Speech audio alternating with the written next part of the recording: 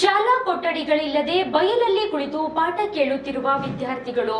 ಇದು ಯಾದಗಿರಿ ತಾಲೂಕಿನ ಗೋರ್ಮಿಟ್ಕಲ್ ಮತಕ್ಷೇತ್ರದ ವ್ಯಾಪ್ತಿಯಲ್ಲಿ ಬರುವ ಬೆಳಗೇರ ಗ್ರಾಮದಲ್ಲಿ ಶಿಕ್ಷಣ ಇಲಾಖೆ ಅಧಿಕಾರಿಗಳ ನಿರ್ಲಕ್ಷ್ಯದಿಂದ ಹೊಸ ಶಾಲಾ ಕಟ್ಟಡ ಕಾಮಗಾರಿ ಪೂರ್ಣಗೊಳ್ಳದೆ ವಿದ್ಯಾರ್ಥಿಗಳು ಬಯಲಲ್ಲಿ ಕುಳಿತು ಪಾಠ ಕೇಳುವ ದುಸ್ಥಿತಿ ನಿರ್ಮಾಣವಾಗಿದೆ. ಖುದ್ದು ಸ್ಥಳಕ್ಕೆ ಭೇಟಿ ನೀಡಿ ಅಲ್ಲಿನ ಪರಿಸ್ಥಿತಿ ಅವಲೋಕಿಸಿದ ಸಾಮಾಜಿಕ ಹೋರಾಟಗಾರ ಉಮೇಶ್ ಮುದ್ದಾಳ್ ಶಿಕ್ಷಣ ಇಲಾಖೆ ಹಾಗೂ ಜನಪ್ರತಿನಿಧಿಗಳ ವಿರುದ್ಧ ತೀವ್ರ ಆಕ್ರೋಶ ವ್ಯಕ್ತಪಡಿಸಿದರು.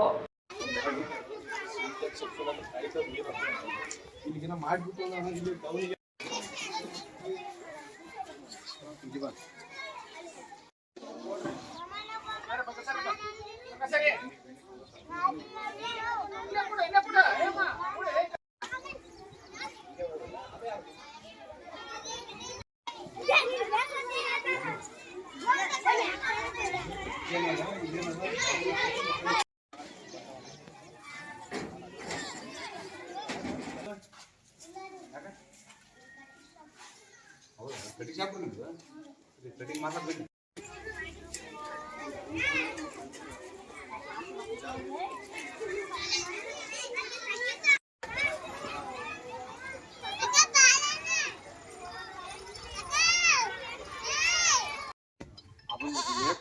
ಛತ್ ಬಳನ ಸುತ್ತಲ ಪ್ಲಾಸ್ಟರ್ ಮಾಡ್ಕೊಂಡ್ಬಿಡ್ರಿ ಆಮೇಲೆ ಛತ್ ತೆಗಿಲ ಬರ್ತದ. ಇಲ್ಲಿ ತರ ಜನ ಕೊಡ್ರಿ ಯಾರೇನು ಕೊಡ್ರಿ ಈತ ಅವ್ರು ಮಾಡಕ್ ಬರಲ್ಲ. ಯಾಕಂದ್ರೆ ಹೇಳಿ ಮಾಡಿಸ್ಬೋದು. ಈತ ಮಾಡಿದ್ಮೇಲೆ ಕೆಲಸ ಅದೊಂದು ರೂಮ್ ರೆಡಿ ಆದ ಅಂದ್ರೆ ಅದ್ರ ಎಲೆಕ್ಟ್ರಿಷಿಯನ್ ಸಾಮಾನ್ಯ ಅದು ಬೀಗ ಆಗಿದೆ. ಇದೊಂದು ಅಡಿಗೆ ಕೋಣೆ, ಇದು ಅಡಿಗೆ ಕೋಣೆ.